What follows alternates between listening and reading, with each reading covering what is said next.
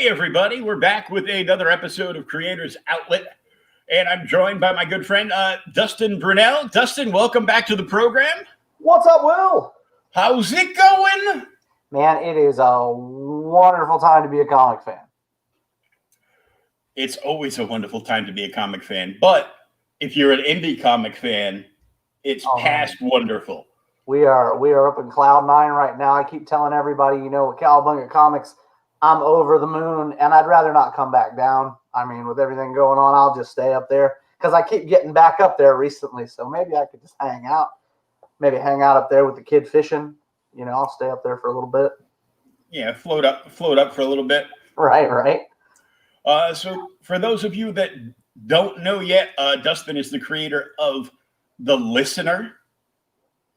I am. And has had a wildly successful Kickstarter of issue 1. And you can now get in on the Indiegogo, which is live. Right now, you just have to search The Listener. And you can also go to thelistenercomic.com for more stuff. Yes, sir, you can. All the cool stuff there, all the variant covers we have left are there. We've been very thankful with everything going on. The Indiegogo, the fun thing about that is it's just like going to our website. Go to the Indiegogo. You can order whichever cover we've got left that you wanted. With the only exception of the Cowabunga logo cover, you can't get our exclusive cover there. You have to go to cowabungacomics.com to grab that exclusive. But other than that, I've still got a few left of just about everything. And we've got a bunch left in the warehouse. So, no worries about that if you guys are trying to get anything. And yeah, Will, I appreciate you having me on again, man. It was a blast the last time. I think we had like an hour set up, and we turned it into like 4 hours just cutting the shit. Yeah, it was just crazy. Yeah. Sometimes they get away. Oh man, it's a good time though. I've got the, what? I'll hang out with you any day of the week, Will. It's mad fun every time, man. It's a lot of fun. But I want to, before we get into it, somebody gave you a nice present for Cowabunga Comics. Oh, they did. Related to the project. They did. My good friend James Hull and his team sent me this incredible video. Like, so good. I just was not expecting it, and I'm eternally grateful. And what do you say we take a look at it? Hey, man, let's check it out. I dig it. I'll watch it a million times over. You probably already have. Oh, just about.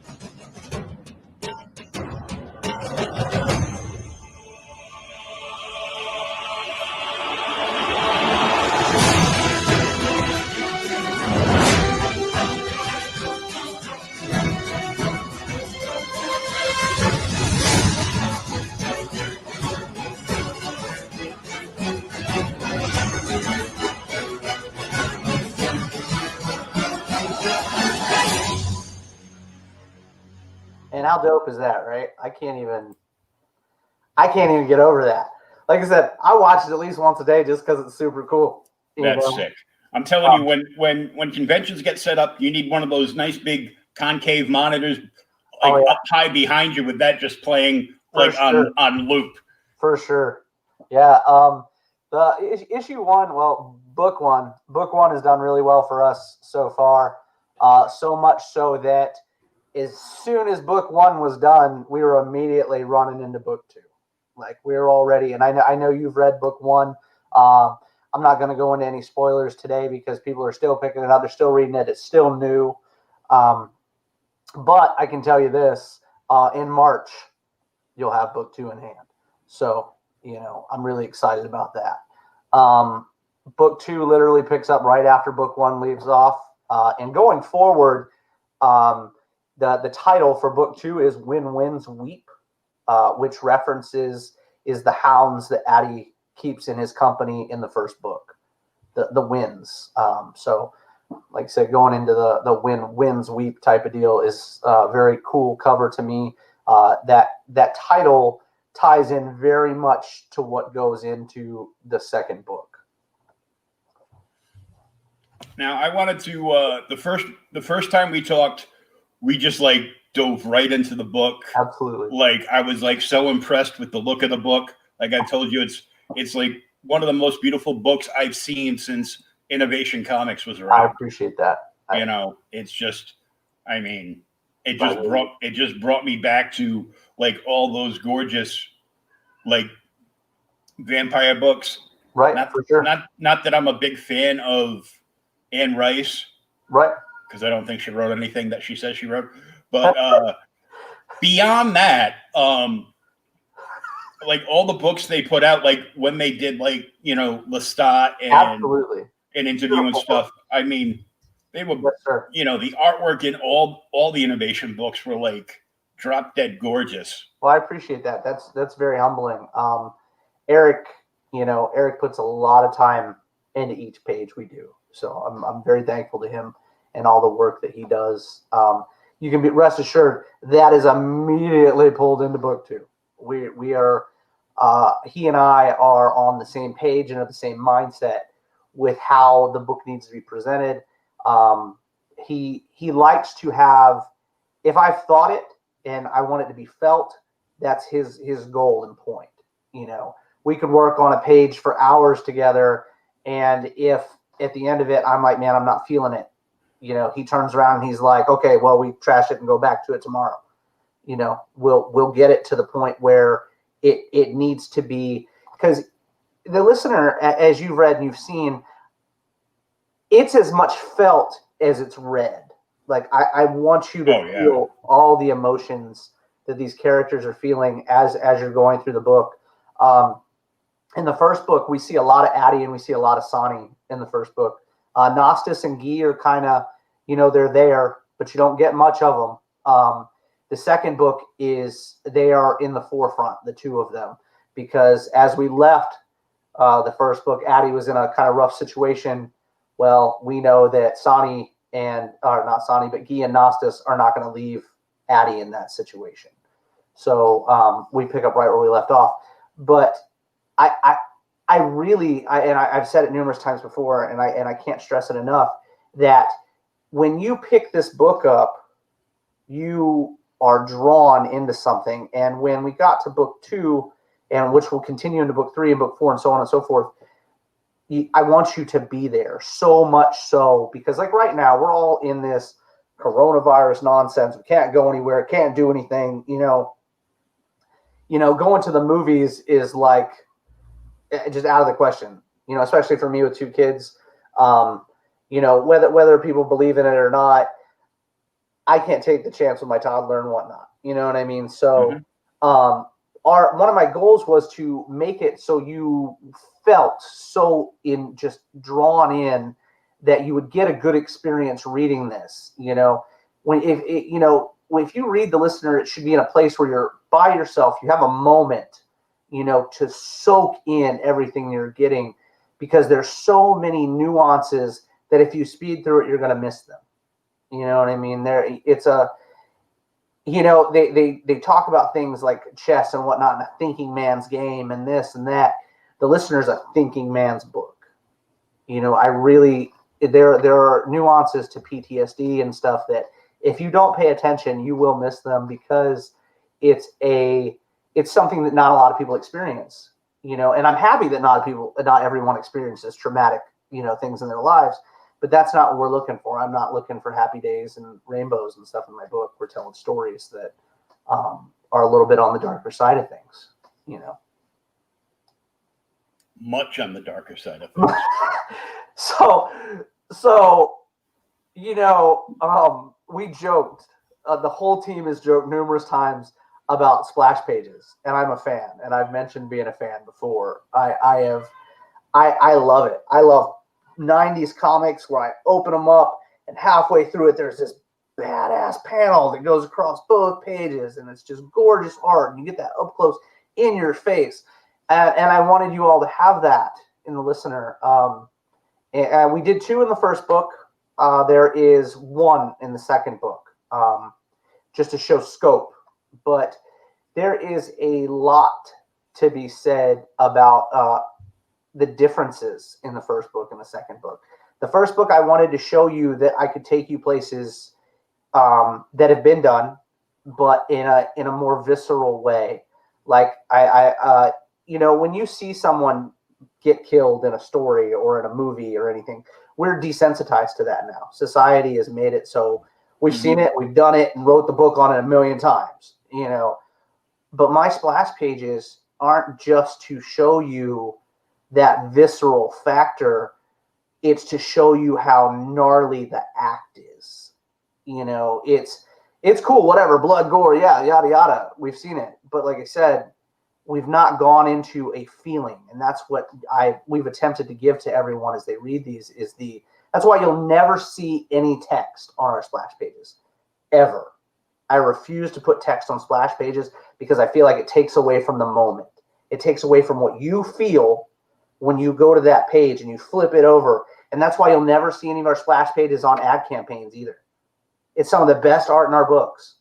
But I refuse to show that because I want you, when you flip it, to be there. That is your moment, to see such an amazing piece and to feel what these people felt and even go, holy shit, because those moments happen. You know what I mean? And with that being said, there are times in the first book that I purposely dive deeply into these emotions. Because with my uncle's death, that's where I was at with the first book. I was in that. I felt loss. I felt, horror that this man was no longer in my life. And then it was like, okay, let's go back. And I want you to feel such a strong emotion from these pages. These splash pages especially. You've got to feel it. You've got to be like, man, that's awful. Oh my God. And it's not the blood, because the blood we've looked at numerous times, and I actually had numerous people, review the book before it even went out. And it was like, I'm not going to give you over the top all the time, but for the first book, I wanted you to have it. And I wanted you to have it in buckets, because now I can show you another side of what's going on. Action, gore is fun, but if I can add emotion and pull you into these things, then it's more than that. It's so much more than that. It's a powerful experience. And in the second book, I didn't want you to feel the horror or the viscosity that you felt in the first book. I want you to feel your heart and your heartstrings. And I'm not saying I've pussified my first book, and you can quote me on that. I don't care what anybody says. You just want me to say pussify. Absolutely. There is it's not that I've toned my book down. I promise you, I've not in the least. If anything, it's just as on par and just as tough as the first book. But there's a level of humanity that I want you to feel in the second book. We give you an emotion in the first book. I want you to feel an emotion in the second book. Because if we keep going in this route with comic books that we're going to this, that are happening now, we're going to get to the point where it's just, we're flipping pages. You know what I'm saying? We're just flipping pages, man. That's it. The art's cool, but we're flipping pages. Used to be when I was a kid, I cared what was going on in Peter Parker's life. I was like, man, that's a normal dude. He's got superpowers, whatever, but he's the normal guy. That's why he was my favorite hero. He was a normal, average dude that just happened to get bit by a spider, which made him not so average. But he dealt with things. The fact that he was not well off. The fact that when he tried to get engaged, he was a broke dude trying to make money. And pay for an engagement ring from a pawn shop. Those were things that, as a young man, I was enthralled by. He was a street level hero.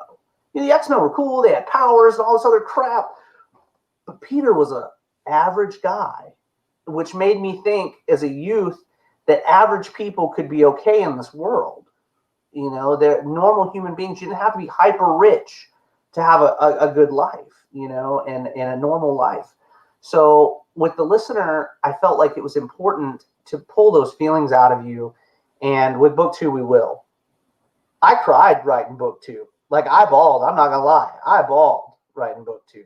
And, Eric laughs about it, and he talks about it too, because of the fact that you create these characters, you become emotionally involved in these characters and what is going on to them. And that's how your readers should be, in my opinion. You should give a shit what happens to my characters as we're going through this. I introduce you to all kinds of characters. I mean, in the 28 scripts I've got right now. So there's that. There are 28 issues currently written of The Listener. All right. Before we get any further this evening, just so everybody knows, a lot of people go, well, you're a one-off, you hit great, this is amazing. Can you do it again? Done it 28 times. I hope you're strapped in. So there's a point where emotion is so much more important than anything else. Like, if you watch a movie, like if you watched Homeward Bound, okay, when you were younger and you watched Homeward Bound, and it didn't hit you when Champ and Sassy came running over the hill, but Shadow wasn't with them. Look, man, so there's just so much to be said for it. So we want to make sure that we have that. And we want to make sure that we show you that we can diversify that feeling that you get. It can't all just be pain and suffering. There's holy cow and wow. And, just the last page of book 1 is one of 3 pages I get the most comments about. And we're not going to spoil what it is, but between you and I, that was a very, let me get the next issue page. I'm very proud of how that page came out. And my goal is to have that feeling, just like emotion, every book. I can tell you this, every book we do henceforth, because it went over so well, that particular page, will be a full art page for the last book of The Listener. Every single one that comes out. Right before you get to the end, you'll have a full art page at the end, top to bottom, left to right, full art. And it's going to jar you. It's going to make you want to read the next book. A complete splash page cliffhanger. Absolutely. Because when we did it, a lot of people were like, is that going to work? Is that going to be entertaining? And I was like, I'm telling you, it's going to be entertaining. We just have to get the art right, and it'll be just right. And people are going, are you making posters of that? Are you doing this and doing that? And I'm like, man, I wish I could make posters of that, that page. But I feel like that page, for now, being the book is only 2 months old, is such a telling page that I can't do anything with it. You know what I mean? It literally has to be in the back of the book, and that's all it gets. We've finished all the layouts for the second book, and I can tell you the last page of the second book is going to wow you just as much, if not more. And it's not just the wow factor, whereas we were giving you so much information, those last 2 pages of The Listener, that book 2, you're like, oh my gosh, it's a lack of information versus what the information we gave you in the last book. So I'm really excited about that. It's a beautiful page, absolutely beautiful. The layout is amazing. We spent a lot of time on it. I'm very excited. I have a habit of trying to better it's not a bad habit, but I try to better myself, just like anybody should. You know what I mean? I'm not okay with it being equal to book 1. Book 2 has to be better than book 1. The writing is better. The conversation, because the way I write is I literally, and I'm writing in the novel right now as well. So it's literally like I write my comics like I write a script.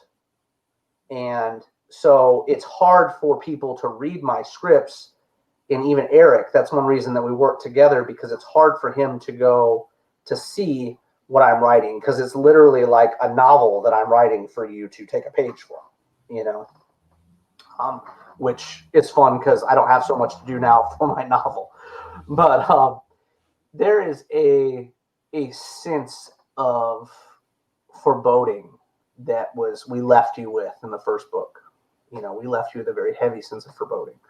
I'm going to show you this evening something that no one has seen outside of our art team and our team at Cowabunga.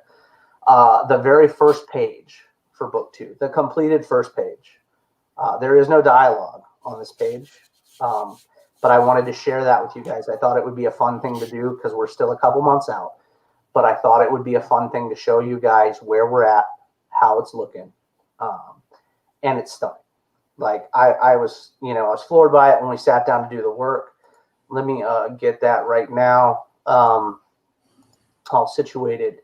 But it's I want that as well. I want people to know that continuity is important to us, because it's like, like I said, I love Spider-Man, right? I was a huge fan, still a huge fan, still one of the books that I actually avidly collect to this day. Mind you, I collect older copies than newer issues mainly, but I still try to keep up with the newer stuff a little bit. I didn't like how they would jump, and it would be a whole different story. We would end a page in Spider-Man, and then we'd be like, whoa. They do it on sitcoms, too. You're like, man, this is great. The story's going well, da-da-da. We're going to jump ahead 5 months, and this is what has occurred. So we're literally picking up right where the first book left off. And let me share this with you guys so you can check it out. Like I said, this is the first time anyone has seen it, which is really exciting to me. Let me go down and grab it for you real quick. There's some other stuff in here I'm not trying to show you guys at the same time, so hold on. All right, can you see my screen? Oh. Yep. All right. Can you see it, Will? Yeah. All right, so this is the first page of book 2. Now, I'm not going to leave it up too long, but I wanted to give you a good look at it. Like I said, we picked up right where we left off at the end of book 1, moving right into book 2. And I'm already back there, remembering everything, right? How it ended. Yeah. And there might have been a few more people than they realized was there. And yeah, it's going to be quite the proverbial bloodbath, if you will, in that particular situation. We're also getting heavily into the spiritual aspect, which we alluded to at the end of the first book. We deal with this situation that they're in, and about 2.5 half to 3/4 the way through the book, we move into the spiritual aspect of the book, which is one thing that a lot of people have asked about. Where are the abilities, the powers and stuff? And I understand that that's something that's very interesting to people, and it's very interesting to me as well. Native American supernatural stuff is very exciting to me, because my uncle was not a Christian. He didn't believe in Jesus and stuff like that. So he would tell us stories, and he would talk about things that he believed in. So that's very important, and we get to start bringing some of that in. We started bringing a little bit, like I said, at the end of book 1. We're moving into book 2 with all this really cool supernatural aspects to it. We introduced noble spirits in the second book, which I'm not going to drop any deets about all that, but we do introduce the noble spirits. We get to see a little bit about one character's, what his true intentions were, because we get left a little cliffhanger with that in book 1 as well. I'm excited to see that, people's reactions to that, because all of a sudden everybody's favorite character is Sonny, and I was like, do what? That blew my mind, like, all over the place, so I'm like, what? The bad guy? So whatever. Everybody's got their own taste. I can't help but feel for, Addie, because that's my dude. But we're really excited. We've got some other stuff going on too right now with the Indiegogo going. We're going to start our second Kickstarter, the one for Win Wins Weep, in February. Second week of February, we're going to start that up. We're doing some really, really neat stuff for that. And, it's awesome if people hear me talk about it on here. I hope they do hear me talk about it, because I had said I wouldn't talk a lot about it. So if they hear me and anybody remembers, super cool. If you don't, well, you're in for a surprise. So one thing that I've talked about recently, do you play D&D at all? Have you ever played? Okay. I've been writing campaigns for close to 15 years. Long time. Not just for D&D, but for Werewolf the Apocalypse, Vampire the Masquerade, a lot of really fun tales. And I got to the point. Hold that thought for 1 second, because one thing you said, so I gotta grab something and bring it over. Please, by all means. I'll shut my cam off. So.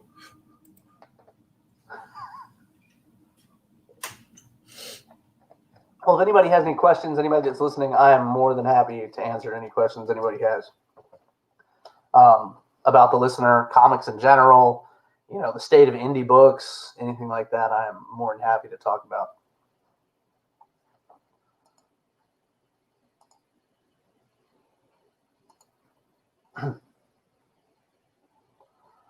I'm sure Will's got something really cool he's going to show us.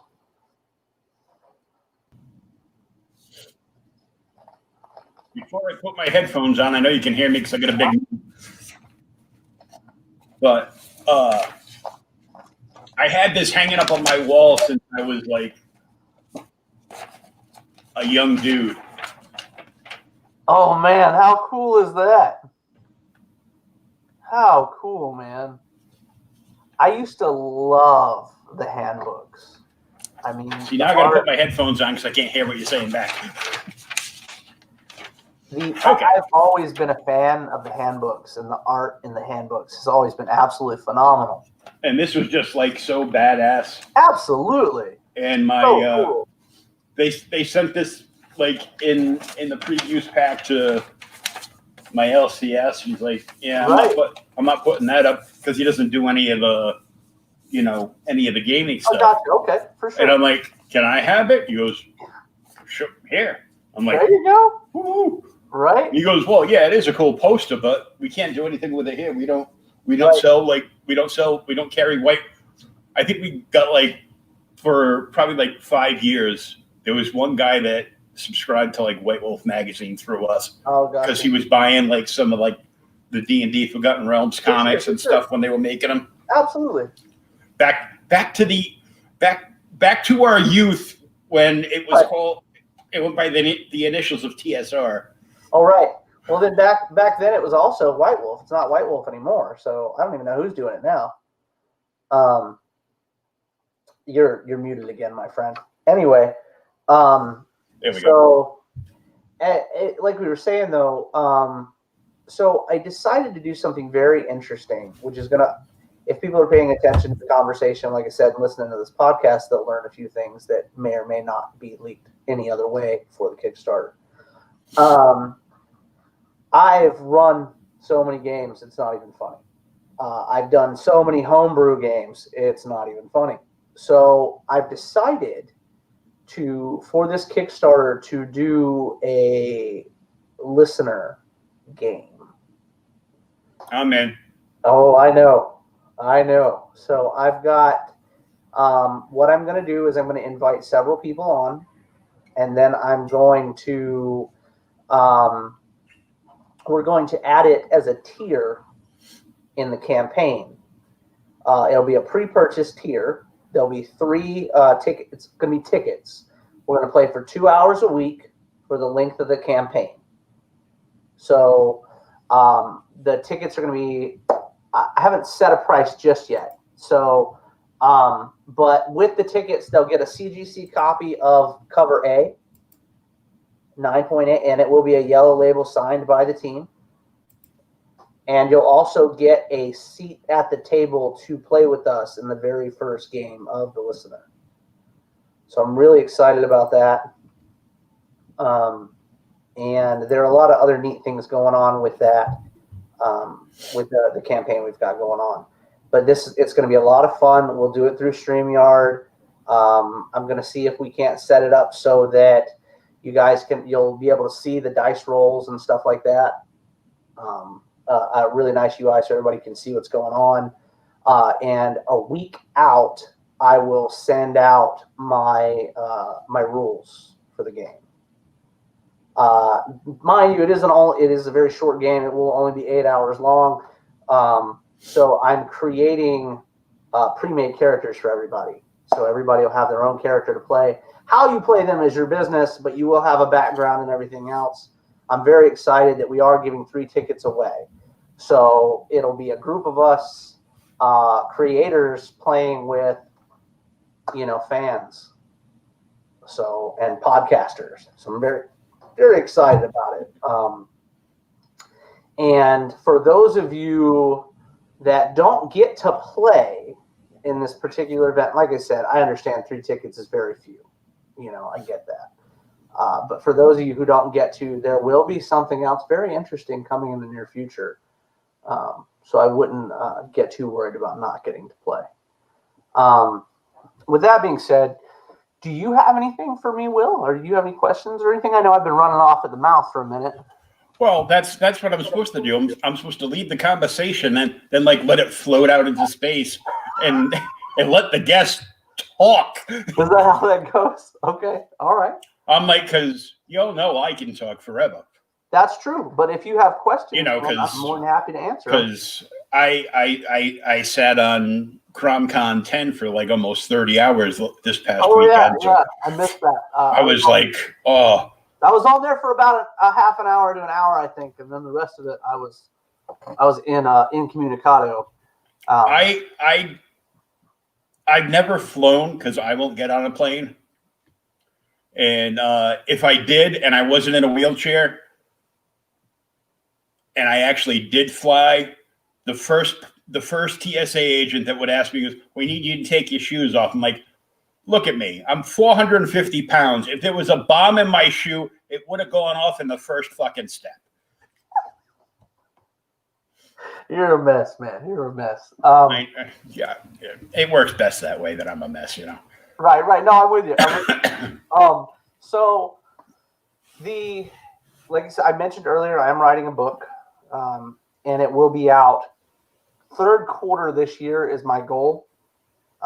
Not saying I'll be able to stick to that, but I'm trying. That is my goal to have it out.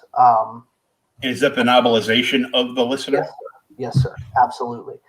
Because I do realize that a lot of people love a good book, whether a comic book or novel, however, what have you.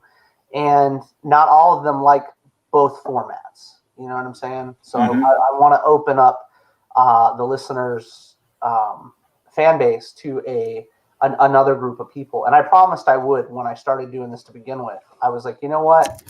And my grandmother really wants to read it, but she's not a comic book fan. And I was like, you know what? Let me put it together, and then other people will be able to enjoy it as well. So I actually own some real books. There you go. Yeah. This is a pseudo. I started reading this probably 10 years ago. Right. And I only get to the middle because I'd read a little bit. But now it's even worse because the print is so tiny. Oh, gosh. Right. But this is about one of my favorite writers in my teenage and 20 years. Oh, cool. Before he went slightly batshit crazy. And that is we're all a little bit. Oh, well, there you go. Now I gotta break into this. Speaking of Alan Moore, so earlier before we started the podcast, you and I were talking about comic books, okay? And we were talking about books that we have. I have the first appearance. I have a 9/8 House of Secrets, first Swamp Thing. Yeah, beautiful, beautiful book. Absolutely stunning book. So funny enough, when we opened, can I come over and play now? Right? We opened. You don't fly, man. We have to drive. I just want to touch it. Right. So when we opened our comic shop, our brick and mortar, my wife and I buy a lot and I sell a lot, and it was like I had a guy that was like, "Hey, look," he brought in 2 binders, 2 black binders, comic book binders. I'm not a fan of them. Okay, to put that out there. I'll preface that in case anybody's like, "Oh, he puts his books in." I'm not a fan. But anyway, he brought these binders in, and he was like, "Hey, man, I'm looking to get $5,500. My first thing is, bro, who on earth do you know keeps $5,500 just laying around? You know what I mean? That was my first thought. You got to remember, I was 30 years old opening a comic shop. Every dime that I had gone into it. You know what I mean? And I was like, okay, well, first off, what do you have? Because then the dealer in me is like, what's he got? Can I make my money back? You know what I mean? We all know the speculation market, the flipping market, and everything else. So he whips out issues 7 through, in these binders, 7 through 100 of Spider-Man, Volume 1, ASM, Hulk 180, Hulk 181. There was oh my gosh, there were so many books. It was ridiculous. And there was the, House of Secrets in there. And I was like, I got to make my money back. You have to understand the store's only been open. I'm real honest with people. I was like, the store's only been open a month. I just threw every dime I had into it. I can give you $3,000 cash. That's it. You know what I mean? And because that's all I had. I'd offered more, but that was literally at the time all the money that I had. And he was like, okay, I'll take it. So I locked the door, flew to the bank, came back, bought the books, literally had to sell them all. Oh, there were 3 129s in there, ASM 129s in there as well. And that's how I got my ASM 300. I'm a huge, wait, which arm is that? I'm a huge Venom fan, like old school, Venom fan. Before all the shenanigans that started in, the 2000s and whatnot. I'm a big Eddie Brock fan. And that book seemed to be the most elusive book to me. Like a nice copy, like a really, really, high-end copy was really elusive. And a buddy of mine came in and he was like, I'll give you a 9.6 ASM 300 and $175 for a 129. And I was like, sold. You know what I mean? Because I had 3 of them. Right. My infinite wisdom, though, I didn't save any of them. I sold them all. So I sold both the other 2. But at the time, I've been open a month and I've seen 3 of them. You know what I mean? Or 4 of them probably at that time. And I dealt with so many people that dealt in high dollar books that I was like, it'll come around. It eventually will come around again. I'm not a huge Punisher fan. I'll see it again. Funny enough, out of all the books I've seen come back around, that one hadn't been one of them, into my possession anyway. But I sold the Hulk 180, sold the Hulk 181.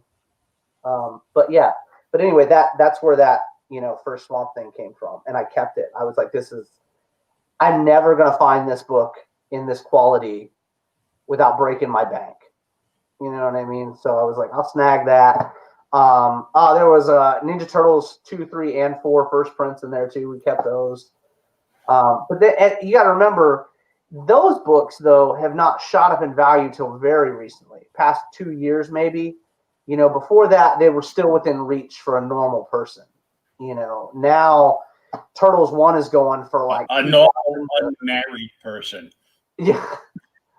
Yeah. I just got to throw that out there because, if you got a girlfriend or a wife, there's a good chance she's not going to let you spend half your paycheck this week on a single comic book.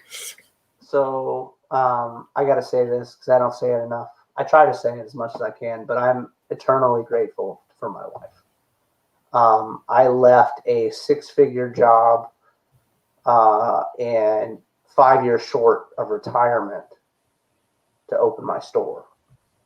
And I took all my savings and everything out of my house to open my store. So we didn't have a loan when we opened it. With you saying that, I just had a vision of you swinging from a noose on the tree in the backyard or something.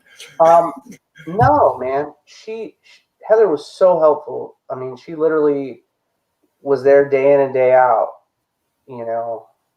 She helped me put the wood floors in. She helped me redesign the interior of the building. I mean, my wife was doing her 45, 50 hours a week managing a company and then coming in after that every day and busting hump with me to make sure this place stayed open.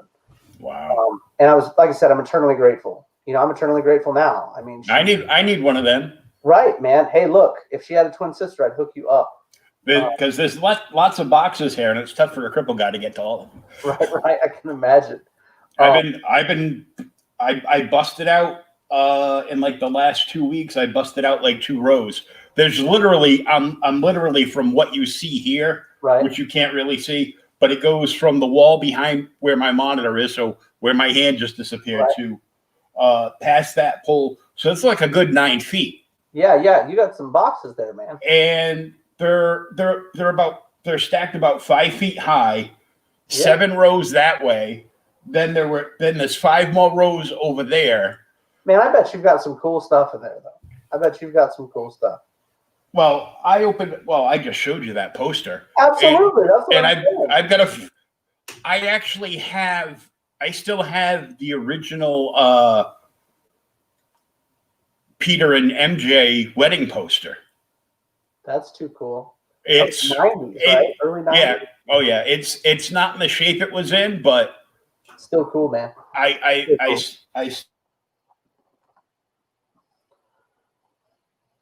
You went mute again there, Will.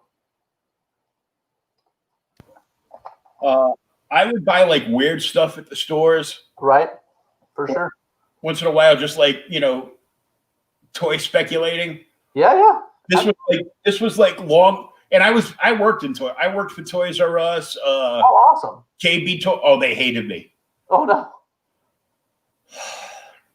Not that I'm insensitive to people, but I am always a sarcastic smartass. Not everybody's got a filter, my friend. I'm Scotch Irish. I can't help myself. Right. Not everybody's got a filter. So I used to work third shift around Christmas time for Toys R Us. Right. None of the managers all hated me because, they would snap their fingers and I wasn't asking them how high I should jump.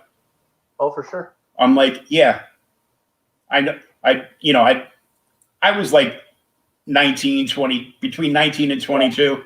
Right. So they'd be like, rah, rah, rah, rah, rah. I'd be like, yeah, let go of my ears. I know my fucking job. Right. But there was a new manager that came in from a different store that took over the third shift crew. Right. He was a nice guy, nice and mellow. During the breaks, he'd sit around, chat with the girls. And he was homosexual. Oh, yeah, okay. And I'm like, I don't care. They know more about design and stuff than I do. But one night, with my brain just reacting, he was talking to the crew about how, various places he had traveled and things he had seen. And it was all very interesting. For sure. And he goes, and then the summer after, I went to Paris and I just blurted out, gay Paris. Oh no. You're fired. I'm like, okay, see ya. I'll be back in about 6 hours for my check. Right. Oh man. And I'm like, I didn't say it to be mean or anything. I'm just like, damn. Yeah, well, I mean, the filter's good sometimes. Yeah. But I mean, I found lots and lots of trade paperbacks. For sure. And hardcovers and there you go. You got all kinds of cool stuff in there, man. Those big fat books. They need to come and people need to check out your box openings, man. You find all kinds of cool crap in there. The Complete Bone from Jeff Smith. Laying around here somewhere. Man. That'll knock somebody the hell out. Oh, I know. But it's still one of my favorite stories of all time. I'm fairly certain one of those has come across my head at some point. Probably. I never got the hardcover, but I settled for the soft cover because the soft cover was $40 on its own. for sure. when it first came out. But and I'm excited to see his animated series that's coming to Netflix. And how cool is that going to be, right? So I mentioned the Kickstarter earlier, and all the cool stuff you're showing is making me think about other things that I wanted to mention and I forgot. As we're getting through to the listener book 2, When Winds Weep, I had a friend mention to me, he was like, Dustin, you guys did 8 covers for book 1. 8 covers. And to me, that number was inconsequential. Outside of the monetary value or the monetary or the amount of money we put to each cover, it was inconsequential. I had artists that I wanted to work with. Those were the people I wanted to bring in. You know what I mean? And for the most part, with the exception of guest artists, those people are all with us still. In one format or another, whether they're doing posters, which is new. We didn't do any posters for book 1. So book 2 will have posters and all kinds of cool swag like that, like 11 by 17 lithographs and stuff. But I'm cutting down the amount of covers because somebody said to me, they were like, Dustin, some of us are completionists and we want to get all the covers. But if you have 8 covers, it's difficult for us to do that. And I said, okay. So what I've done is I decided to take the money that we took in book 1 for the additional covers. We still have a fair number still. I'm not going to cheat myself or the team out of how many covers I think we should get, but I did cut them out. I cut out a few. And, but just in case anybody's wondering, Adam Fields is still doing a cover. Marissa Pope is still doing a cover. Gabby's still doing a cover. Kyle Willis is still doing a cover. All the team, the original team, is still doing covers. So I don't want anybody to worry about that. All those covers are coming out, and they're amazing. David Acampo is doing a cover. I mean, just beautiful stuff is coming. But I decided to take the extra money and put it toward other things, other cool things that we can do. Like running a D&D game, or not a D&D game, but a game of the listener, live, and making sure people have the time to do it, and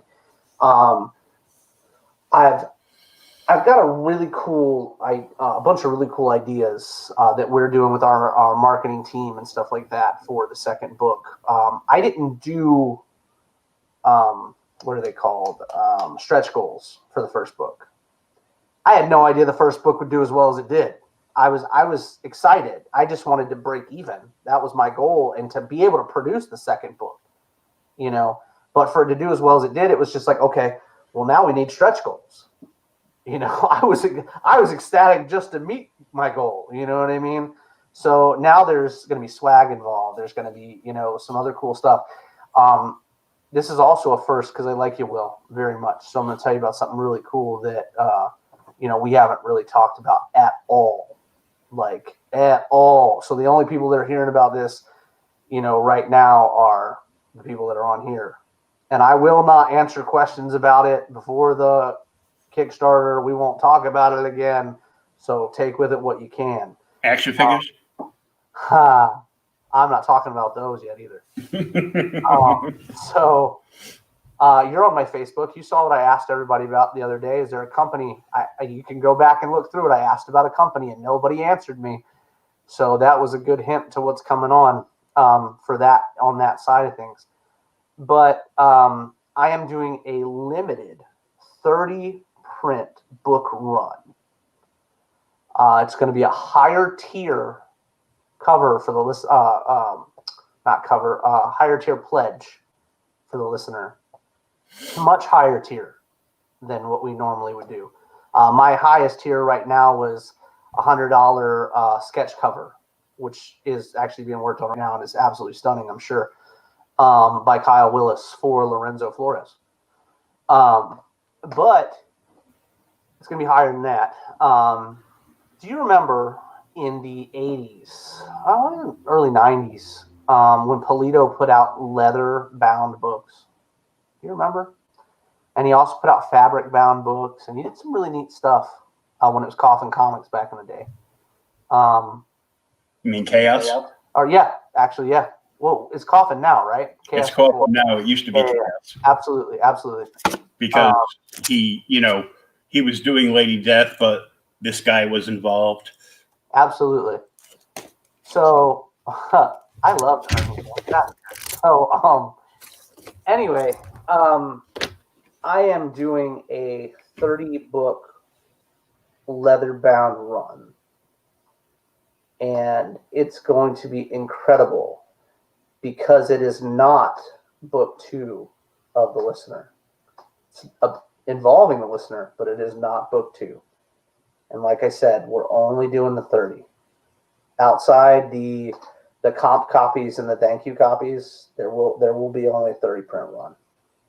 I'm very excited about it. And as we get closer, we'll drop more details about what they are. You're going to want to get in on them because it's, oh my gosh, it is, for lack of a better word, my knowledge is what it is. Kyle and Kevin and Eric, they've all joked with me about the burden of knowledge.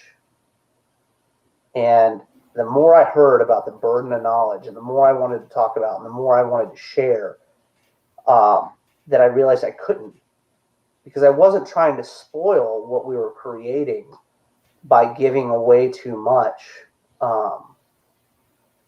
But I got to the point where I was like, guys, I gotta do it. I gotta give these people something fantastic. You know, they were like, well, you're just starting and the book 1 did great. Let's get book 2 out. And I was like, I have to do something fantastic. It has to be better every time. And I will say this. Everything that you've mentioned in this interview, I will do for this next Kickstarter. Now, if people are paying attention to the things you've said or not is on them, but everything you've mentioned will be in this Kickstarter. And I'm very excited about that. And I can't tell you more because people will be upset with me and beat me up. But because they'll be like, we have all your scripts. We don't need you anymore. You know, so there are so many fun things that as a creator, you know, we see artists and we see the things they've done, which a lot of people don't know is I was in art for many years. I mean, I worked at one of the biggest museums in the country. I went to college and got a degree in design. I mean, I've always been into art. I broke my hand the second time and I quit drawing. It's very painful for me to draw or for me to write anymore. And then when I broke it the third time, it was like, no more. I physically can't do it anymore. But just because holding a pen or holding a pencil is just, it's agonizing for me. But creating something is so powerful. It's so epic. And you see all these guys and they're doing these beautiful pieces. And I'm not just talking about the listener. I'm talking about the industry in general. And even new guys that we don't even know who they are or see or anything. It's phenomenal to see these guys and they create these beautiful pieces. And I was like, you know what? I love my team. I love every member on my team. And I love the work they put out. And I know that people look at the writer and they go, oh yeah, that's the writer. They're cool. But when we go to a convention, it's like, get the artist signature, get this, get that. And I've done it. You know what I mean? I've done it. I understand it. So to validate almost to myself, not just the guy that pays the bills, not just the guy that got the team together, not just the guy that created it. I wanted to be more involved in the outside extra stuff. You know what I mean? Like I said, I do every panel with Eric. We sit down and I design every panel. And then he goes in and brings my panels to life, you know, because I use my computer to create my panels. And then he goes in after me, you know, and does his stuff to them. But it was like, I wanted to bring something powerful to this Kickstarter. So this 30 book thing that you guys are going to be able to get your hands on is every bit of the listener that I can give you without spoiling the story of what's to come. You know, because when you read comics, a lot of times you look at them and you're like, well, who is that dude? You know what I mean? Okay, so they brought in the Scorpion to Spider-Man, right? And you're like, okay, well, we know he's this and this and this. But what else? You know, all these years, we've gotten crazy different answers to who the Joker is. You know, I'm not even talking the multiverse. You know, I'm talking regular dude. You know, It's who me. is he? Exactly.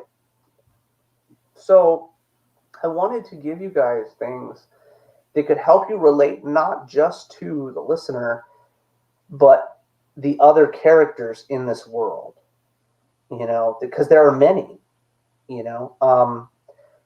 I mentioned world because that's another thing we'll go into talk about. The listener is a large world where Addie exists. He is the listener. He may be the central character in this world, but it exists as a much larger thing. Within the next 6 months, I'm hoping to have the secondary book out and running concurrently with the first book, with a whole new main character in the same world. So I'm really excited about that too. We've already written the first 10 scripts for that. And then we've got a character that we introduce in the first book. Her name is Li. She's a young Chinese girl. You get introduced to her sister in the secondary book, or in the book 2, but she becomes a main character. Li will run the length of the listener, and in the future we go through a lot of things with them, and I'm very interested in people's opinions because Addie will not always be the main character of our book. You know, just as Batman was the titular character of his book, you still had Bruce Wayne, or Dick was Batman at one point. Mm-hmm. You know, we've also had Nightfall, you know, where another time when Bruce Wayne wasn't Batman, you know. So there are a lot of interesting things we've come about because the listener is so much bigger than I had ever intended. I went through a time period where, and I'm still doing it, it's insanity. A lot of people are like, hey, I've got writer's block. I've got, hey, I need a dam for a couple minutes. You know, because it's all running and it's so big. And it's amazing to me that so many people are interested and so many people want to get involved because I'm to the point now where I've created another team for this other book. And if the other book goes well, eventually there will be a third team with a third book published through Cowabunga Comics. You know, Kyle and I were literally just talking about broadening our publication. You know, so I'm really excited about that, and that's coming in the future. But action figures, exciting things. I like action figures. So I'm a fan of action figures. Yeah. I was a huge fan of the Stargate series, both very cool. regular SG-1 right. and, of course, Atlantis, you know, where we first met Aquaman. Right. So I bought like 2 cases of the first series of Stargate figures. Oh, very cool. And now at some point I will be selling them. But I got a little upset because they actually put interconnecting pieces behind the figures. Yeah. But you would have to open all your Series 1 figures and all your Series 2 figures. Yep. And then you would have enough pieces to build the actual Stargate.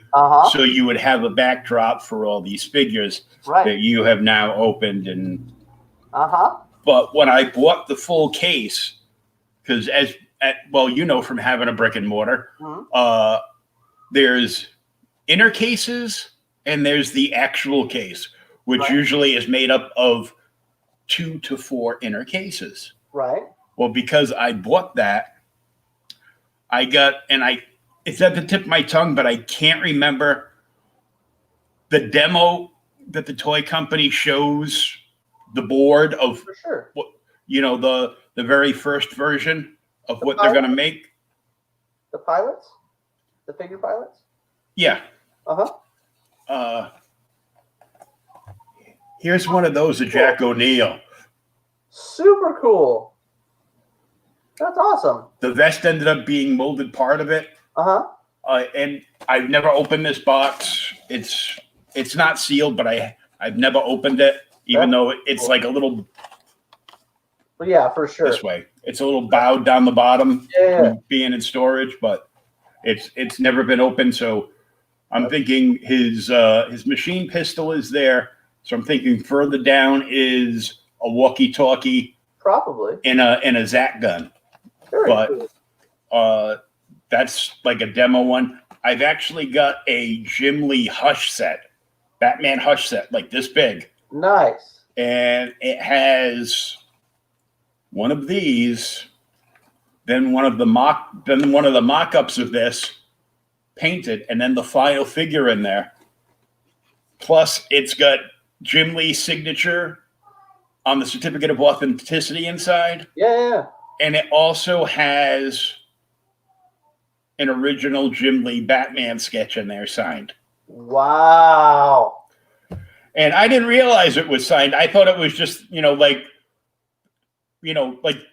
the Stan Lee stuff. It's like, well, yeah. Technically, it's Stan's signature because we scanned it in and we just printed it on the book. Right. Absolutely. So that's what I thought it was. And then when I hadn't opened it in, like 15 years. Right.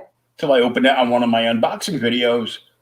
And I looked and I was like, holy crap, this is done in actual this is a pencil sketch. Yeah. And it's actually signed. I'm like, there you go. How cool is that? I'm like, and then I was thinking, I go, as much as I love Batman, I go, well, how much money is this worth now? Because this is double signed by Jim Lee. Right. Absolutely.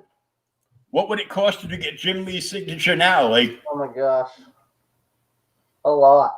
Well, like a few $100. Probably.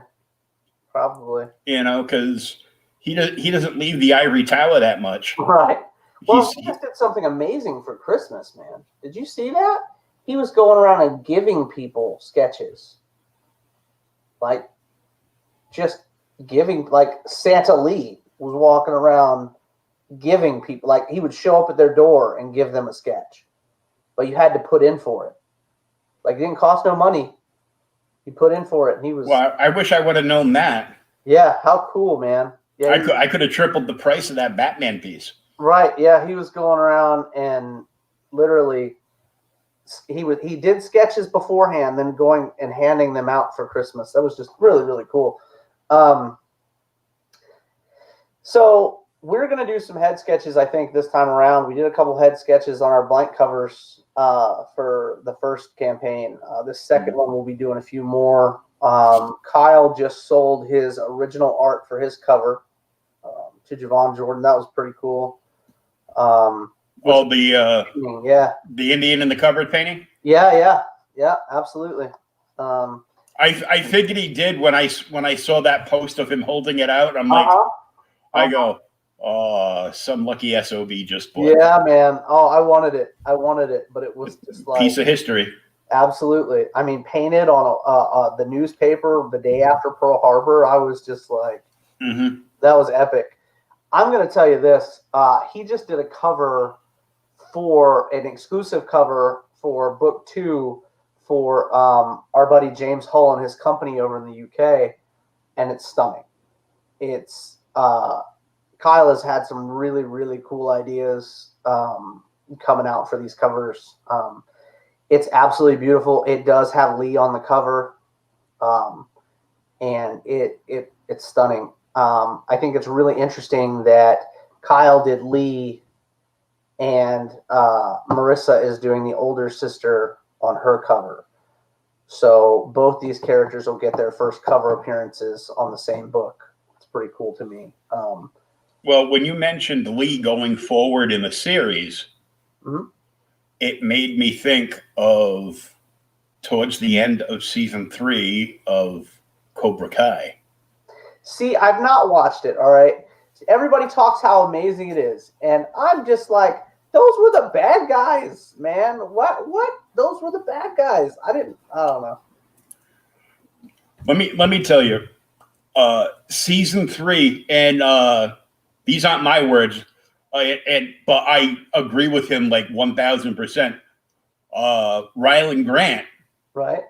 his statement was, and I agree with it 100%, and I've just copycatted his statement Right. to people that season 3 of Cobra Kai is a literal love letter to the original Karate Kid trilogy. Really? I mean, parts of it, I'm crying like a bitch, but That's okay. if you call me a bitch to my face, you might get throat punched. So I'm just saying, but That's what we talked about, though. That's so important, right? so it was, it was just, you know, phenomenal.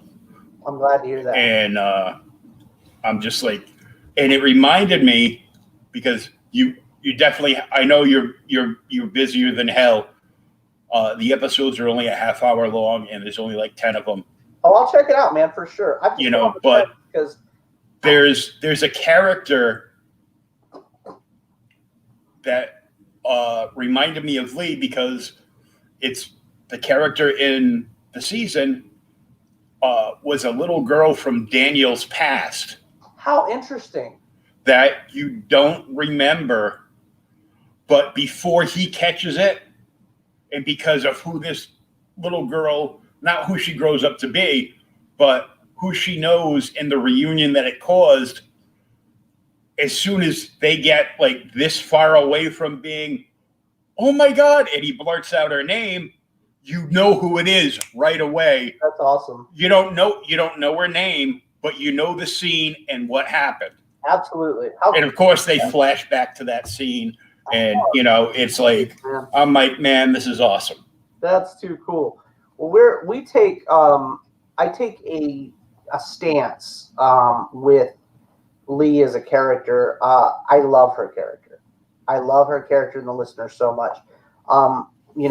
I think we love all of our creations as writers. I really do. I think we have a soft spot even for the bad guys, for the monsters, the villain, whatever.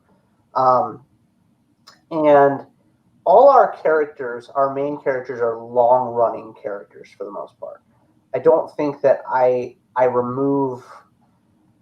Like I said, I'm like 28 scripts in now, and not have yet to say you'll never see a character again. You know what I mean? So you look at that, like 28 scripts, that's almost 2.5 years worth of comic books that we're ahead right now. And that's if we release them monthly, which is my goal. I'm attempting to get there as fast as I can. But so Lee, as she ages, as our comic does, our comic skips forward in time a little bit. There's a lot of explanations to it and stuff like that. But Lee has nowhere to go after they leave China. You know what I mean? So, and spoiler alert, yeah. So after they leave China eventually, because the listener doesn't always take place there, so after they leave China, it's like Addie has no explanation for this young girl once they come back to the States. So he's not just going to pawn her off anywhere, So now you've effectively got a young protege that is going to be taught by the listener. And the interesting thing is the listener is just now learning what it is to be the listener because he didn't believe in it. He grew up with 2 generations of it and didn't believe in it.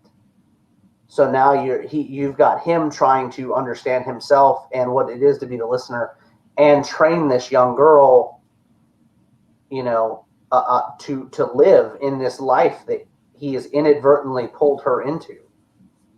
And it's a very heartwarming thing because Addie has no children. So it makes it a very interesting thing because he had a very unique dynamic with his father. And we hint at that dynamic in the first book. We also hint about his marriage at the very end of the first book. A bunch of other cool things. But I've always loved these writers who lay groundwork. You know, if you take an author that can put you, or a writer, and they can put you 20 books in and can cite something from the very first book. You know, Marvel and DC were great at it back in the day.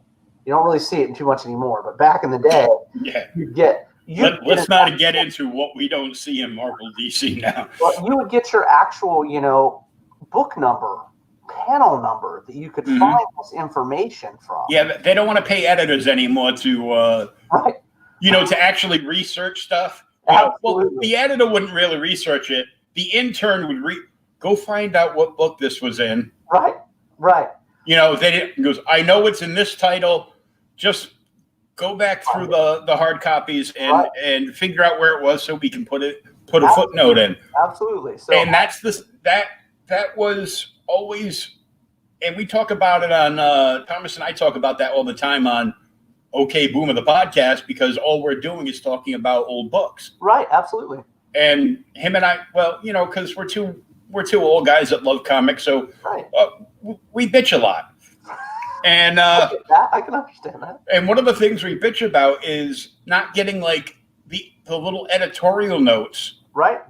For sure. Linking, like if there's something important that happened in a story, but this part of the story nobody saw that reads Avengers, but they saw it in say Nova Volume 1, issue like 12. Mm-hmm.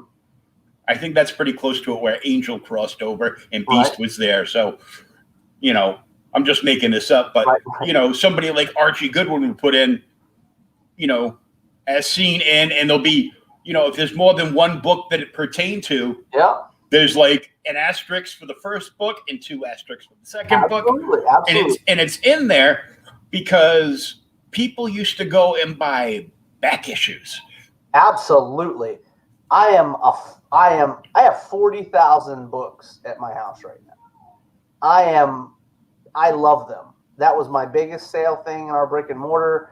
We'll soon be getting into that even more in Cowabunga in the future. Right now, I have the listener. I'm up to the elbows in it. You know what I mean? And that's where I'm going to stay for a while. But so as you're talking about these things, and I'll bring in some more cool stuff about the listener. We have a world, and I think you've heard me talk about it before in one podcast or another, that I believe in our world, all religions exist. Okay. So when you cross the veil and you walk over into the spiritual side of things, like heaven is way over there, you know, in Rome, you know what I mean, Italy, and then you've got, you know, Valhalla is over here in New York City, you know, and you could see them if you were standing in front of them and you were on the other side, you know, so they exist at the same time. Whereas Buddhism exists, all the religions exist. I tie in every single, I don't leave anybody out. We'll put it that far. You know what I'm saying? I mean, at one point in time, you'll see the religions clash, the faiths clash. I mean, you'll have Thor going at it with, you know, Cuchulainn at one point, you know, which, you know, Scotch-Irish, I mean, nobody was cooler than that guy, you know, so he's out there in his own kilt going at it with the God of Thunder, you know, so there's a lot of cool things that we tie in. One of my favorite Irishmen was the Prince of Ireland that was a member of the cast of Braveheart. Right. And I loved him because he was a little crazy, and he kept saying, "My Ireland, it's my island." Right. And nobody knew he was actually the King of Ireland. There you go. Through the entire movie. That's a good movie, though. It's been a long time since I've seen that movie. Yeah. And, of course, he used to always, look to the sky and be like, "Okay, Father, I'll ask him." Right. He Well, goes, is your father dead, or do you converse with the Almighty? Are we going to make it through this? Well, he's pretty sure I'm going to make it through, but he's pretty sure you're fucked. There's I bring that up because of the notes that we were just talking about, and tie it into that 30-book print run that I mentioned. A lot of people aren't aware of the history of certain deities, where they come from, So, like I said, for those paying attention, I'm dropping hints as to what this 30-page book could be. So there will be little anecdotes when you first see a character, and they'll have a brief description, but there may be another place to find an even better one, is all I'm saying. Kugelain, very cool character. I bring in, eventually you guys will get involved with the Four Horsemen. You'll also be involved with the seven sins from Christianity, the seven deadly sins. And all these characters, once again, I've taken my own liberties on. I feel like there are a bunch of characters we've seen too many of the same way. I'd like to bring in, like, my horsemen are not going to look like the Four Horsemen of from X-Men. Any iteration of those characters. Everything, I promise you, and once again, this is another time you guys can quote me. None of my characters will look like another artist's rendition of a character in any way, shape, or form. Whether it's our interior work or posters, promotional work, even fan art, I strongly suggest people stay away from using palette swaps of other characters. You know what I mean? Because I am going to give you something from the bottom of my heart, and that burden of knowledge I mentioned earlier that will give you all a really, really cool glimpse at all of these characters. Speaking of that, very quickly, I'm going to share something with you before I forget, because I will. Let's go back to that folder where stuff is. Can you see that, Will? Mm-hmm. Okay, so this is Gabby's take on famine. And it's nowhere near finished. She's been working on it for a little bit now, a couple days.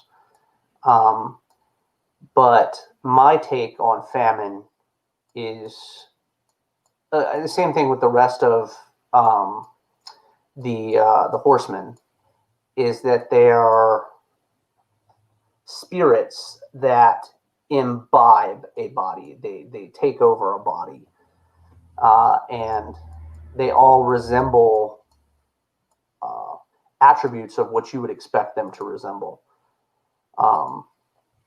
And hopefully you guys didn't see that cover in there. It was hidden back there, Lee.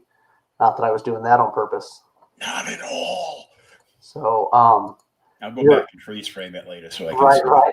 Really excited. We haven't shown those off yet, so you're welcome to find them if you can. But so I really want people to have a unique view of our characters, because if you watch Hercules, by the Disney version of Hercules. Oh yeah, the animated, yeah. And you've got this. A lot of people have this idea of Hades. The blue, and I'm mad. I get red, and all this other jazz. I promise you, my Hades doesn't look like that.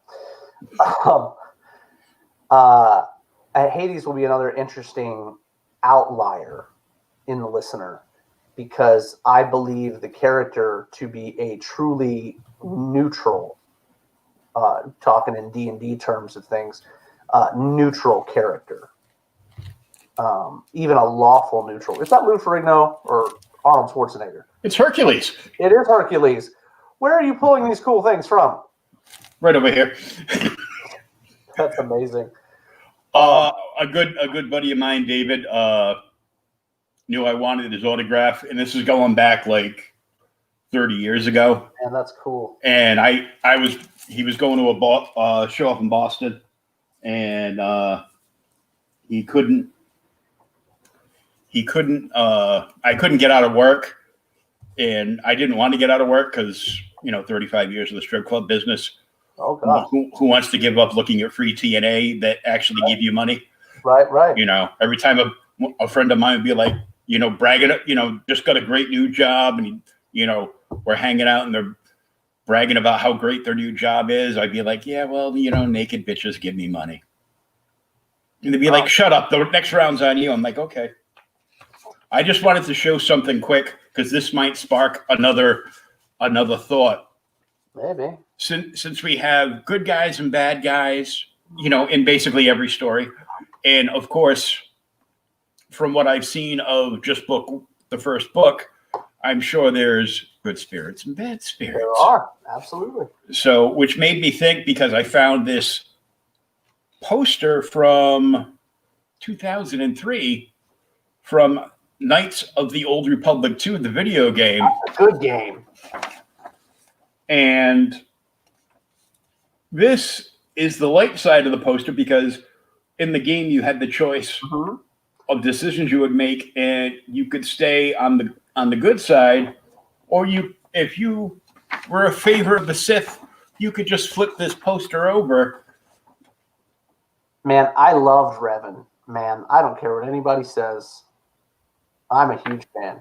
We can talk Star Wars for an eternity. I mean, I have every EU book upstairs in my office. I mean, I've been reading them since I was like 9 years old. I absolutely love them. Starting first book I ever read of Star Wars was The Courtship of Princess Leia. Absolutely loved that book. I've got that somewhere. I'm sure you do. Most Star Wars fans do. It's an incredible book. I don't have a good Star Wars book by my hand, but I've got that one. I have that one. That's a good book too. Whatever. That's a good book. I think I bought this because it was shiny. Oh gosh. Okay. Well, that's fair. But right underneath the shiny Star Wars book is Neil Gaiman Neverwhere, the prose. So well, your extremes there. I'm just all over the place. Well, we mentioned good and bad demons, or spirits and whatnot. Like I said, I consider Lucifer a neutral being in our, because we talk a lot of religion with the listener, a lot. And it's because I find it's something that people shy away from. And once again, when you're alone and you have that time to read the book and you go through and there are things on religion, it may give you something to think about. That's all I'm saying. I'm not trying to sway anybody to believe anything or another, but there are a lot of interesting stories in this world that you may not have heard, is all I'm saying. But in my view, in this world that we've created, he is a neutral being. And the four horsemen are his generals and are tasked with keeping neutrality. And eventually the listener will be the listener in the scheme of things, because this is the third listener. Okay. So if you look at that, at most, you've got 240 years worth of listener that you've had. You know what I mean? Between grandfather, father, and now son, at most, you could have about 240 years. You know what I mean? If everybody lived to 80, But that being said, in the state of religion and talking about gods and deities and, spirits and demons, that's a very short amount of time, comparatively speaking to when religions have started. So the listener is an outlier and is which we get into all that. We get into the backstory for this grandfather, how he became the original listener. Book 0 will be out within the next 2 books, and that'll be a backstory to the grandfather. So we're really excited about that, and the one-off about his father. So we're excited about that too. But so you've got these. going into religion, you have to be careful. You have to be careful about stepping on people's toes, careful about their opinions. I'm not. I am not bashful about bringing things up. I feel like we should talk about them, because like I said, these things that you read are between you and I. When you read them, you sit down, it's a private moment. You can even push me out of the equation, because it's you in your chair, or you on your couch. You've got a nice, tumbler you're drinking out of, or you're drinking some wine, or hanging out, you're listening to some music, the kids are asleep, whatever, what have you. But it's your moment to look at these interesting tales and decide whether you want to, they're interesting, or you have no interest in that god or deity. But I don't give you enough to where you have to dig into it if you don't want to. You know what I'm saying? I know that this may be what you disagree with, but it's good for the story. The tale is good. Like the Lucifer is the easiest one because everybody wants to paint him as a bad guy every time. So Addie gets involved with what we call the Sin War later on in the series. And we bring Lucifer in because Lucifer is trying to keep neutrality because he has no clue that things are not going the way that they're supposed to. So the listener is an outlier and is a neutral being as well. And it's looked at like he's stepping over his bounds. He's breaking the neutrality. He's choosing sides, which, may or may not be the case, but that's how Lucifer views it. Therefore, the four horsemen view it that way. And now it's not only Addie against the sins and all the other bad shit going on in the world. Now you've got the four horsemen involved. And a young listener that has no idea who he is basically or anything to do with his powers is just learning what it is to be the listener is not going to stand against the likes of death that have been around since the beginning of time. So it's a very exciting thing. I've always disliked the Supermans of the comic universe.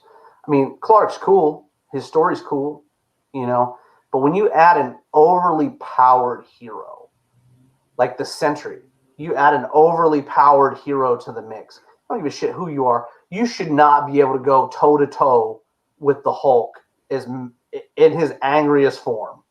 You know what I mean? There's just no way. You've only been out like 20 years, bro. The Hulk's been around a real long time. I just don't see it happening. So, oh, you mean this guy? That guy right there. You're not going toe-to-toe with that guy. I mean, I especially, World War Hulk. I mean, the dude was a monster. Favorite book ever. Right? You don't get to walk up to the Hulk and be like, we're just going to throw down. You know what I mean? Sorry. I'm not buying it. But anyway, so I don't believe in the overpowered hero. I believe Banner's character has flaws, which makes it interesting. And then, for them to come out and say he knew he was the Hulk the whole time was an incredible way to write the story. But then you're like, okay, well, now you've got Banner's dead and all that's left is the Hulk. And then all of a sudden Banner's back to life. A lot of interesting things with quid pro quos and whatnot with the Hulk. But I don't think you should have a all-powerful hero. It takes away until we got Doomsday, you were like, oh, well, Supes is going to bust anybody, you know what I mean, that doesn't have kryptonite. He's just going to bust everybody up. He's faster than the Flash. And then they're like, well, they came to a draw. Or, the Flash won one. The Flash won one because you gave him one because the fans were like, what? You know what I mean? So we have to get to this point where we're writing realistic scenarios. Not that a comic is always got to be realistic, but if I write you an overpowered hero, you have no fear of the outcome. It's always, oh, well, he's got it. I don't ever want you to feel like Addie's got it. Because I put him through hell. Like, I put him through horrendous hell. And he does have amazing bright points in his story. Amazing bright points and shining lights to show people how awesome it is to have a great anti-hero. That they can come out of that shell and show themselves to be the hero they should be. but you can't force a character to be something that they're not. And I find as I'm writing, there are other characters in his party that are more hero than he is. You know what I'm saying? It's not that he's a bad person, but Addie weighs, the scales. Is it worth it? Is it worth my time? Because what we don't think about as we're going through the listener, a lot of people have been like, holy cow, I never thought about that. And we bring it up in the first book when Senior smashes the glass in the bathroom. There are always voices. Therefore, you are always listening. They can't cut it off. It's like Jean Grey or, Professor Xavier, always being able to hear everybody around them. Well, the listener can't cut it off, So there's always somebody. And if you think that there were times when a listener ignored people, that's probably a fact. There's probably times when spirits or, something came to ask for help. And, the listener's job is to do just that, to listen and to decide whether to assist or not, which brings up the neutrality of it. Just because you come, you and your husband were both murdered, and you come to the listener and you want the listener to exact revenge for you because you can't pass into the next realm because you're so pissed off and angry, doesn't mean he has to do it. You know what I mean? Some terrible things happen. Some dude killed a bunch of kids, but there's also some other crazy things going over here. He can only be so many places at one time. And we bring up those conundrums because I don't want an answer for you. I don't want to give you an out in the book I write, because it's easy for you to look at a one situation. If I give you one and you're like, oh yeah, I know what I would do. You really though? You really know how you would react in a particular situation? You don't know until the situation's already upon you. Absolutely. We had a lot of fun writing a mini story about the listener dealing with a werewolf, which it will be published, but it was a lot of fun because we get into the fact that Addie can traverse the realms, so he can literally, he could be in Tennessee and the next minute be in California if he so chose. And all those things had to make sense, though. They had to tie into some form of religion or something that involved Native American mythology. There is no magic in the listener. I think that's so important for people to know. Anything that we use in the listener has been written.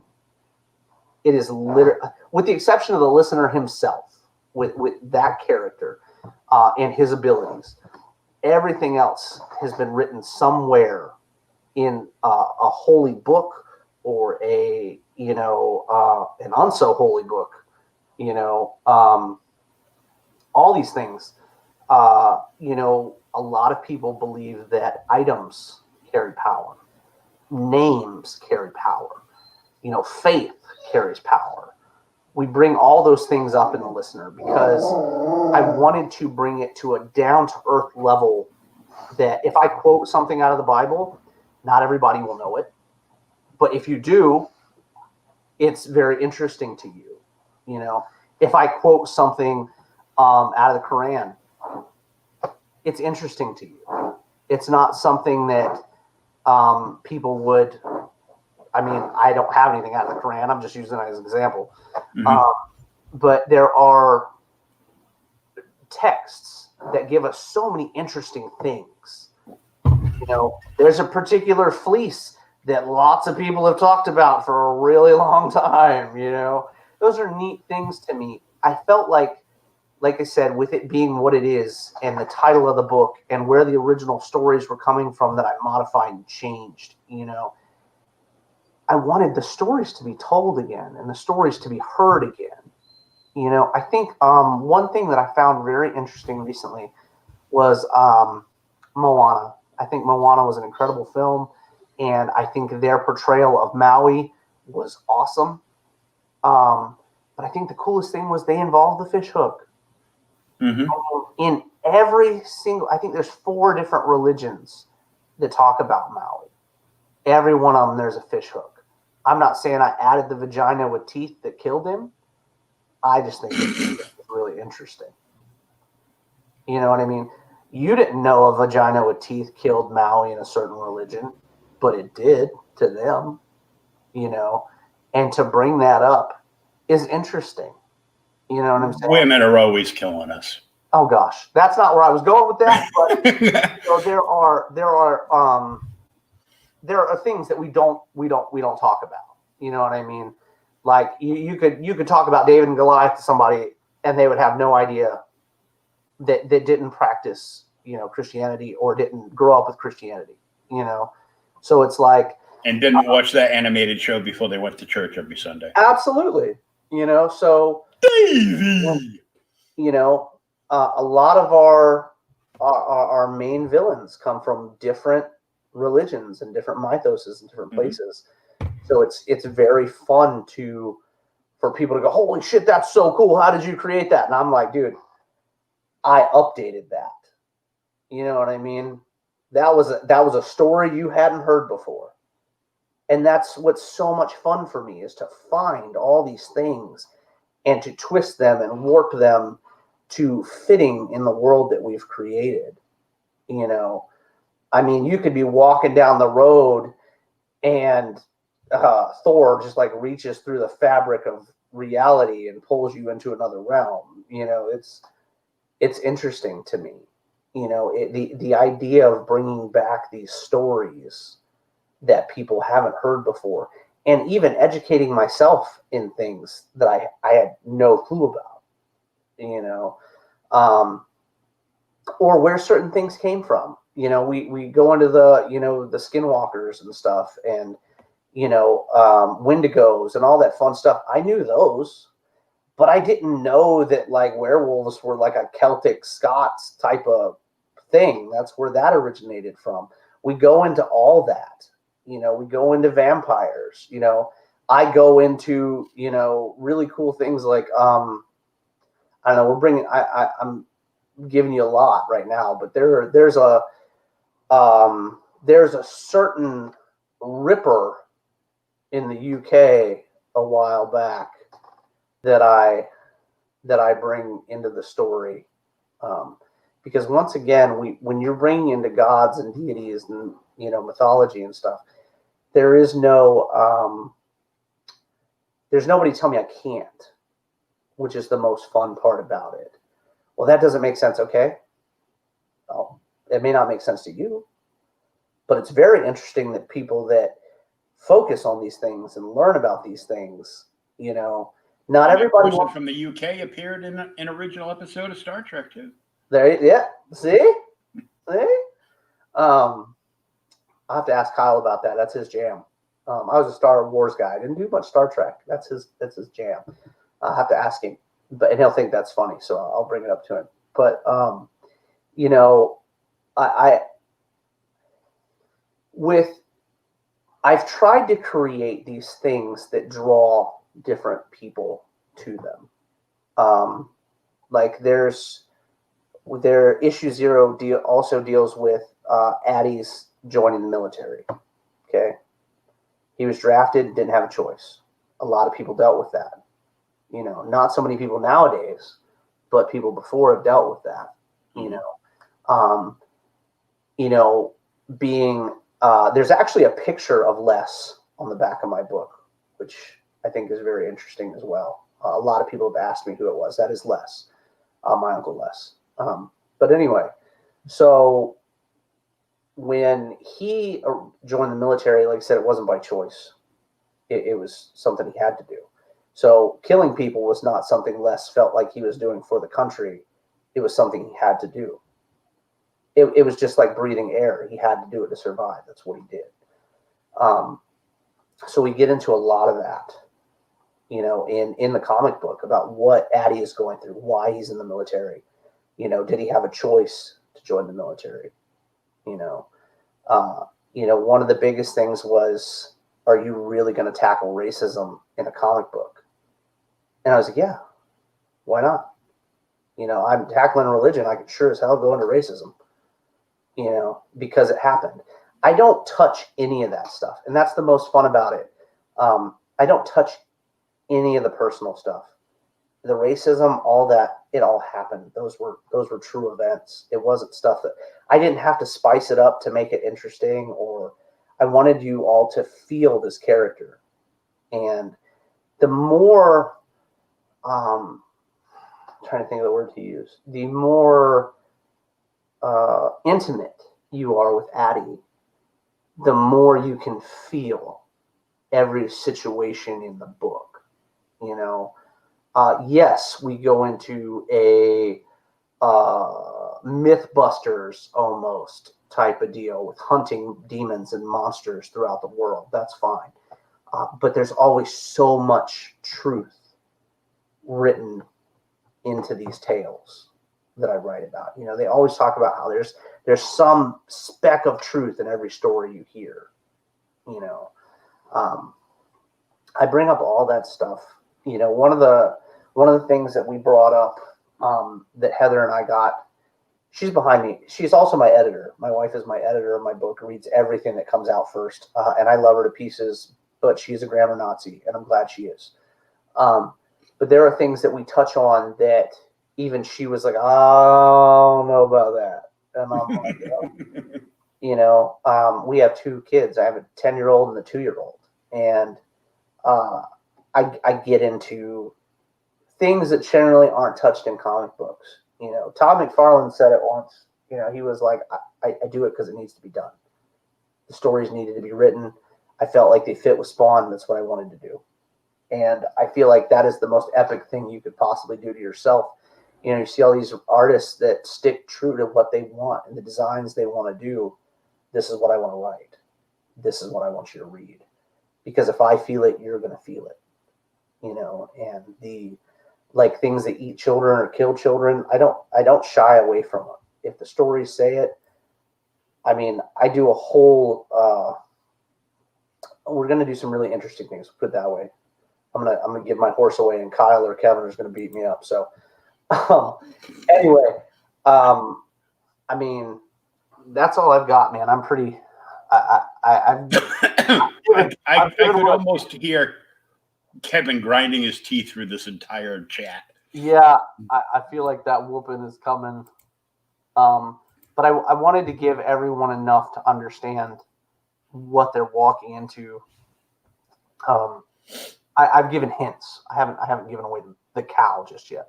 Plenty of hints. But I'm an open book. That's a funny thing to say, but I'm an open book. So if anybody has any questions about their listener, I'll tell you. I'm more than happy to talk to people on Facebook, social media, Twitter, whatever. You know what I mean?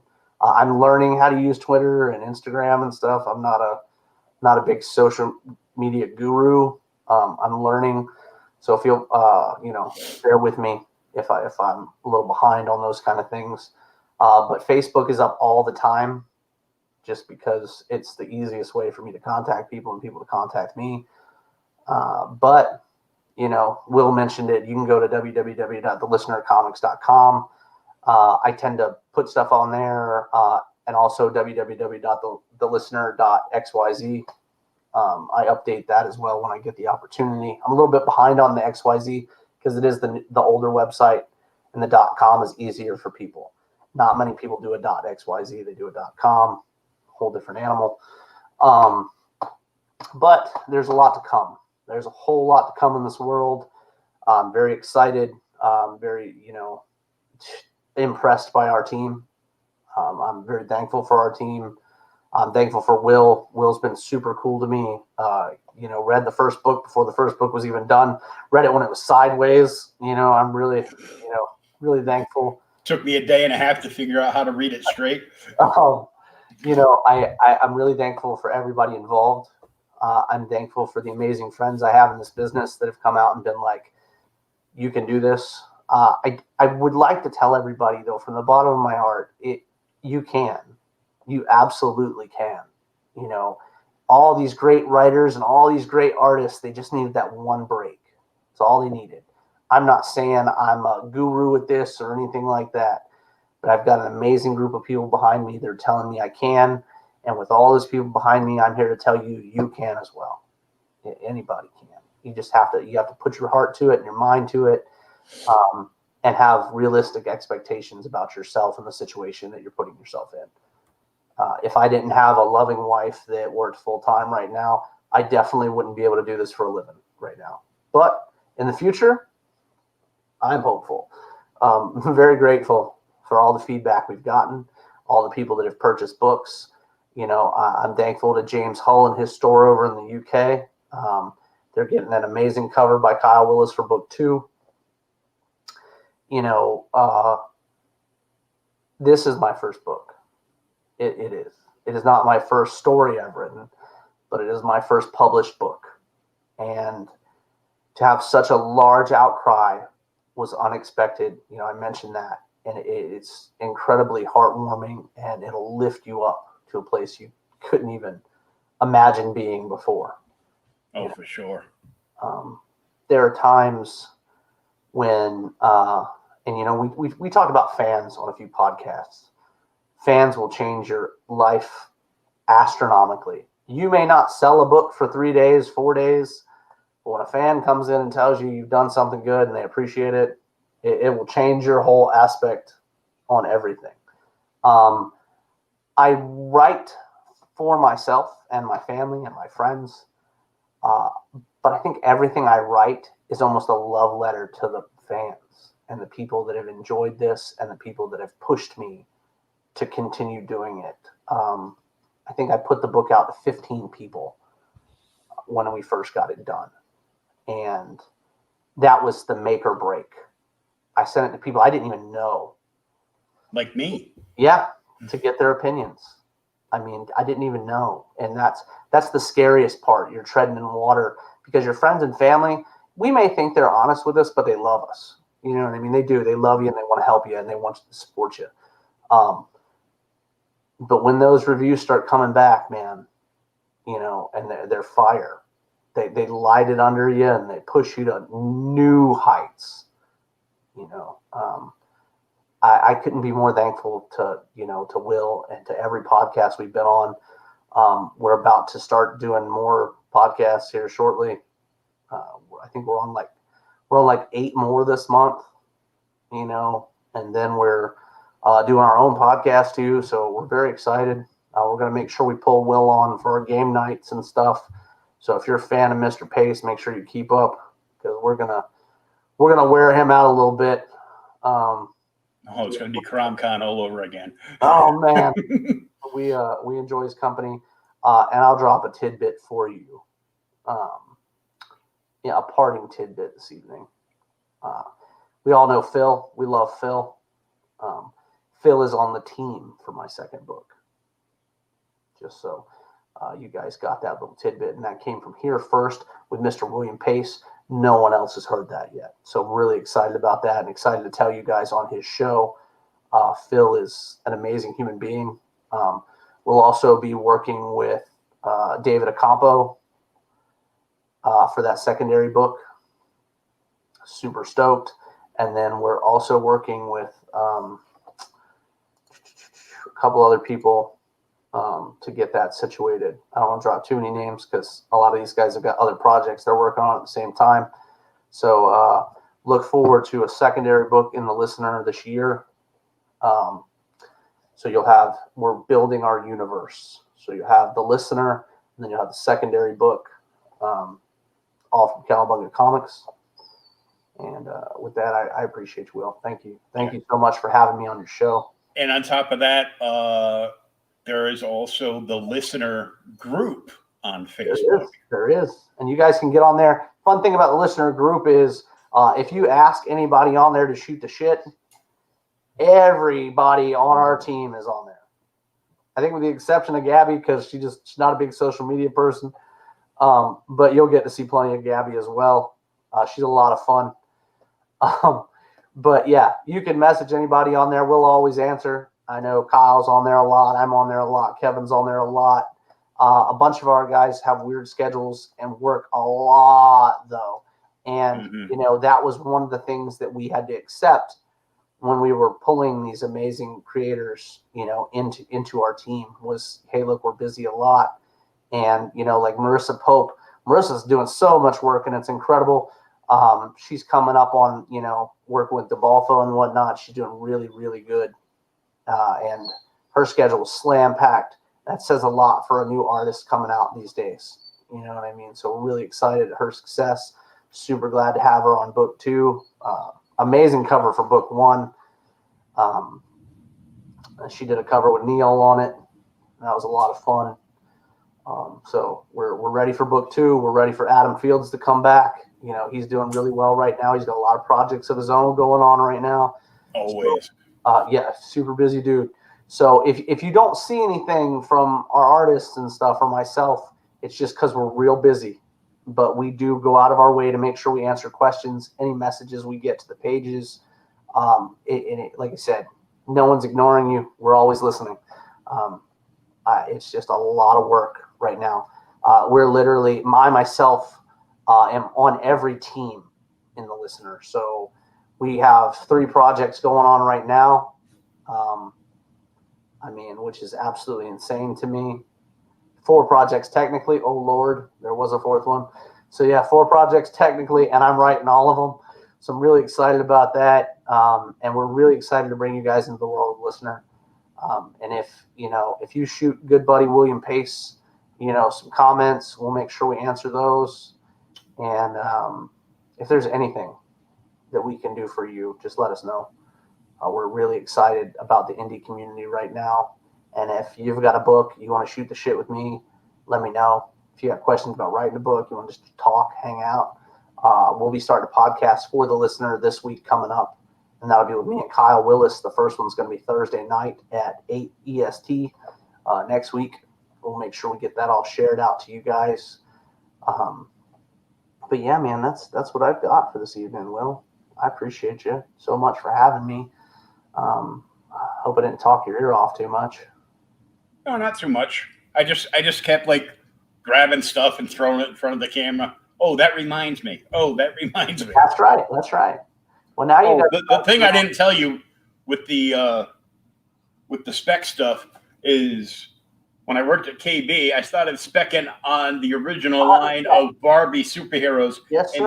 And some of these are worth a crap ton of money. I have a whole set. Yes, sir. Absolutely.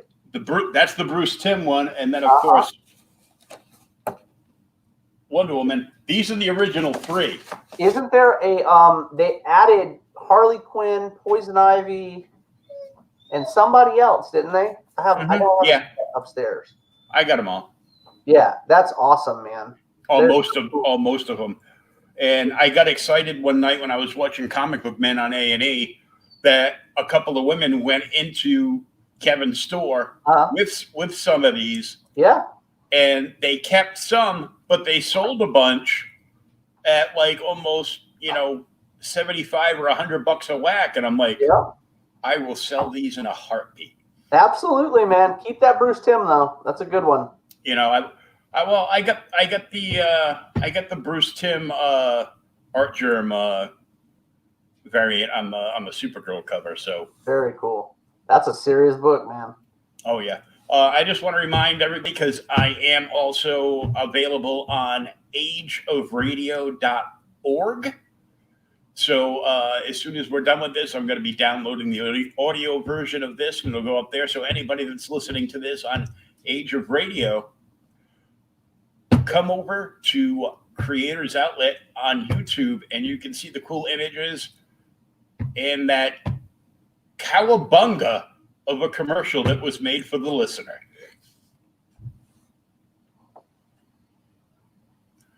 So until next time, we're gonna let Dustin get back to work and back to the family, and we will talk to him very soon because, as he likes to say, he is always listening.